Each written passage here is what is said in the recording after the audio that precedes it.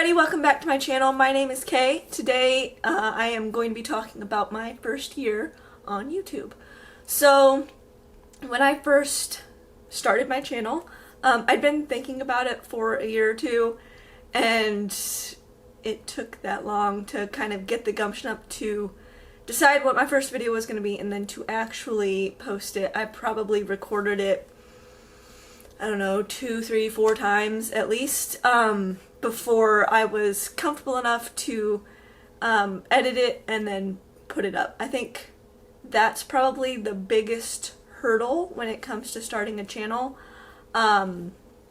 is just taking the first step and putting up the first video, sitting down in front of a camera and talking to it in an empty room, which is kind of bizarre in a lot of ways, and just kind of finding the comfort in front of the camera.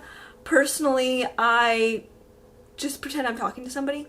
That's kind of how I deal with it, because if I think about it too much, then yeah, it's really weird. So I posted my first video. I had a big plan. I was gonna do things the right way. I'd watched various videos and, read different articles and stuff about, how to successfully run a channel, how to make the algorithm work for you as much as people can figure out how to do that. A large part of that being just to post regularly and consistently. And so that was kind of my plan going in, obviously, and of course that went to shit fairly quickly. I underestimated the amount of time involved, the amount of time that it would take to post one at the schedule that I had set for myself, which was like 2 or 3 videos per week. I work full-time and I'm a single mom. I pretty quickly figured out that filming and editing during the week probably wasn't going to be a thing for me. By the time I get off work, between then and getting supper around and then starting the bedtime routine, it's like I have a couple hours, 2, 3 hours, and it's kind of split up. So that just really wasn't a viable option for me. I tried to make it work for a while. I posted my last video in, I think, October. It was my Getting the Ninth review. And up to that point, there were times when I was staying up later than I needed to get a video edited or to record, because I couldn't really record while my kids running around and in and out, playing outside and coming through, or running around upstairs and being loud. So opportunities to film were limited. Mostly I would try to film on the weekend, but that didn't always pan out because I was going to this or doing that. I had a life.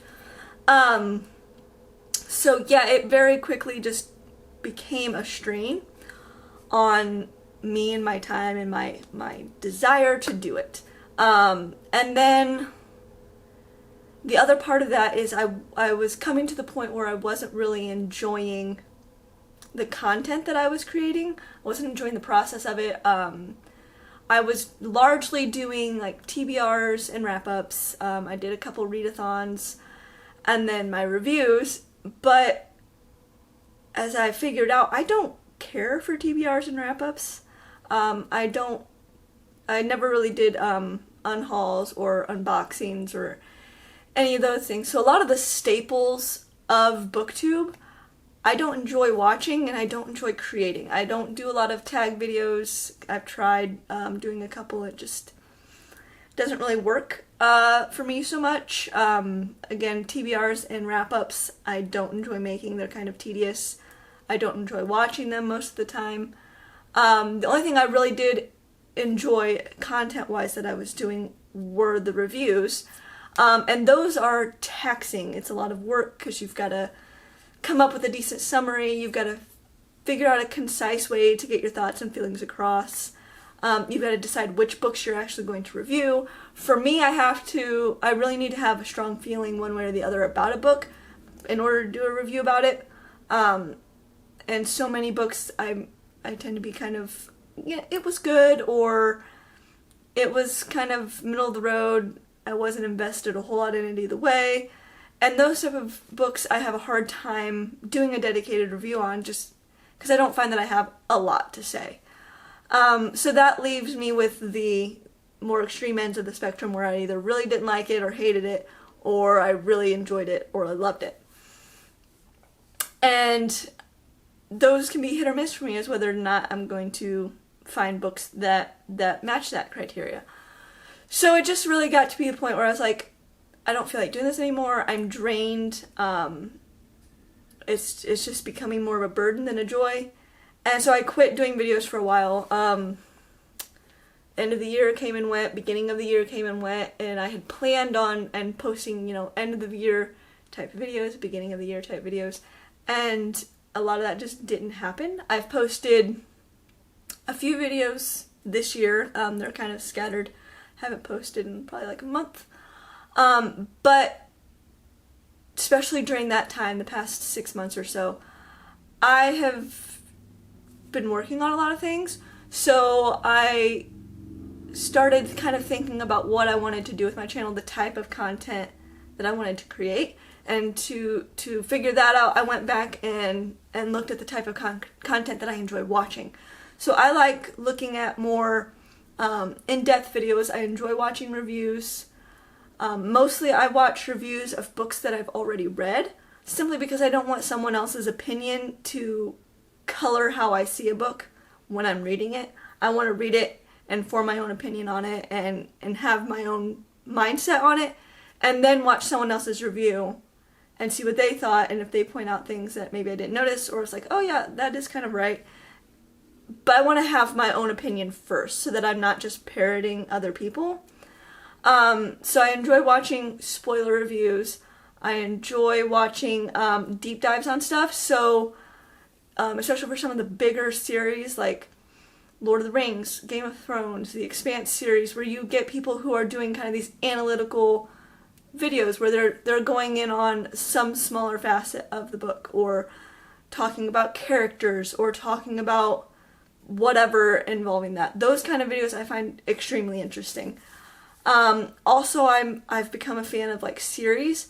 So the first one I ever got hooked on was Books and Lala. She did a series on her TBR closet, and so she would watch back old haul videos from 2 or 3 years previous and see if she still had those books and if she'd read any of them. And she would go to her TBR closet where books kind of went to die. They would just go in there and hide, and she'd pull out the books and she'd be like, okay, this is how many I still have. I've read this many. These are all the ones I still haven't read, and it's been 2 or 3 years. And so then she would be like, okay, I've got to read these books by the end of the month or they're gonna go. And I was hooked on that series because it's like, okay, I want to see what happens next. I want to see what books she got through, what she thought of the books she had, blah blah blah. So I've tried to take the content that I enjoy watching, and I'm gonna try to put my own spin on it and make those types of videos.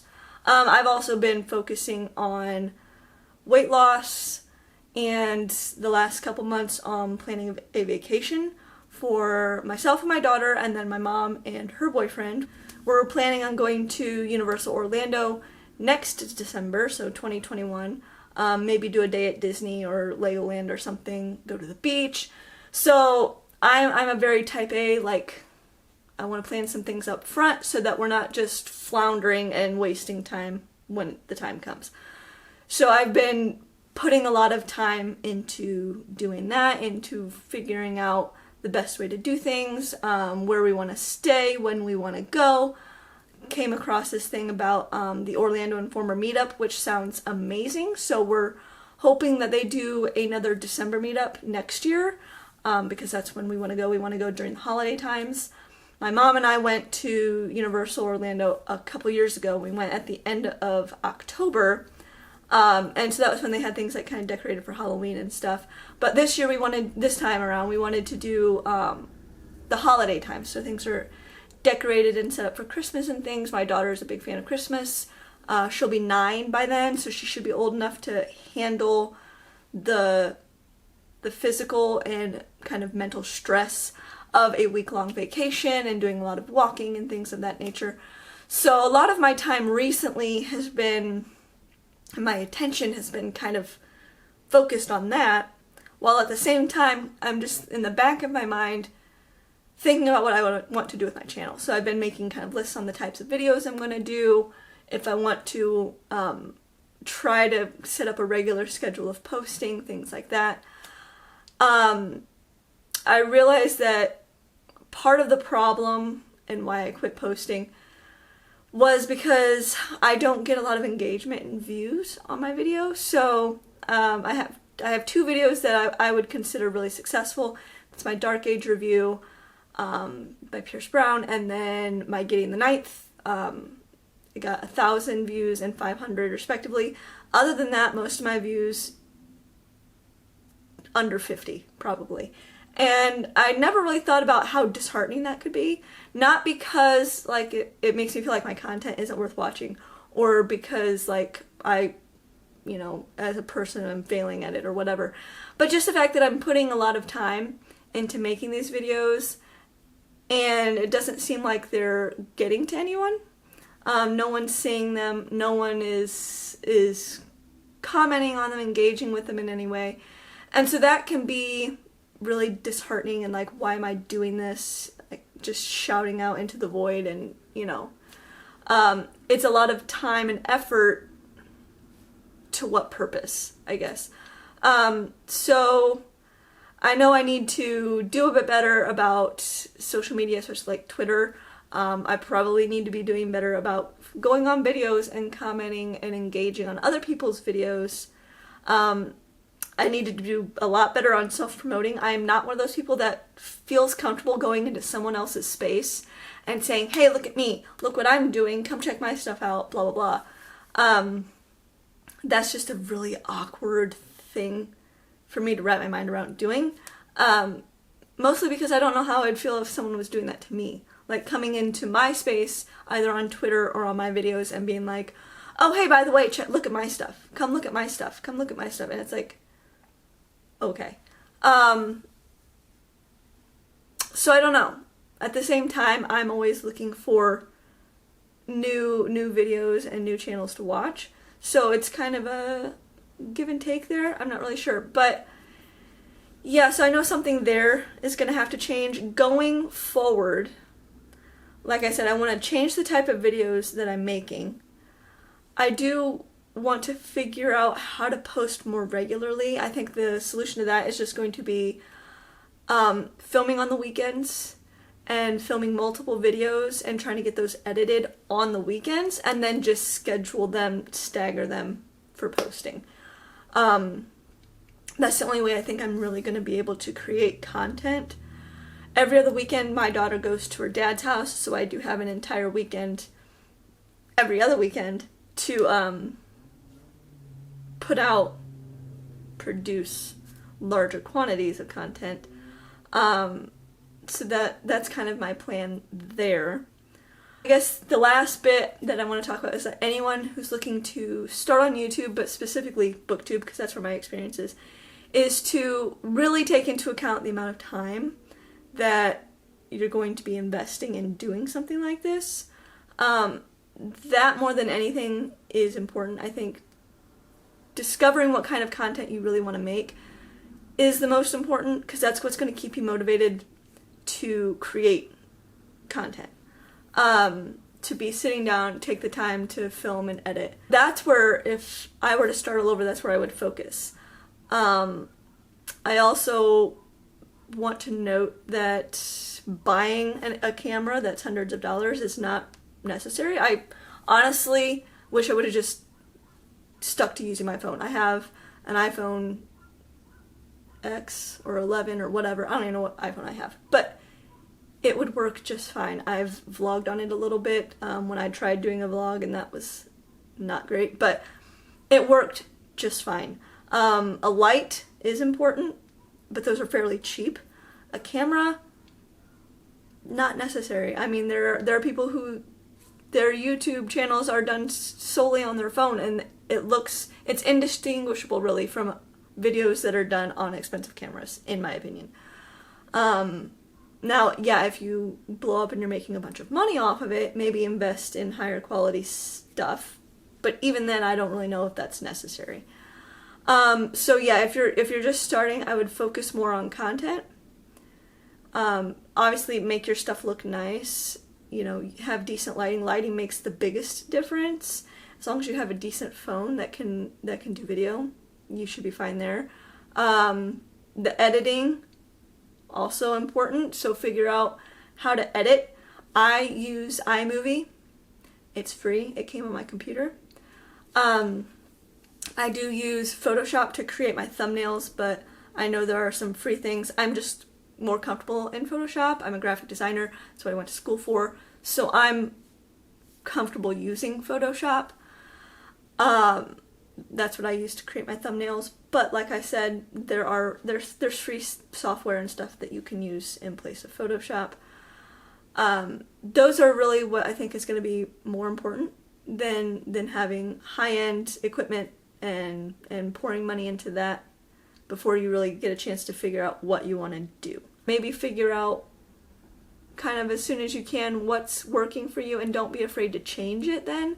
As soon as I figured out TBRs and wrap-ups were a thing I was really enjoying doing, I should have just dropped them and figured out something else to make. But instead I dragged on with it and then got to the point where I was just burnt out and like over it for quite a while. Yeah, so that's all I have for today. Thanks for sticking around, you guys, and I'll see you later. Bye.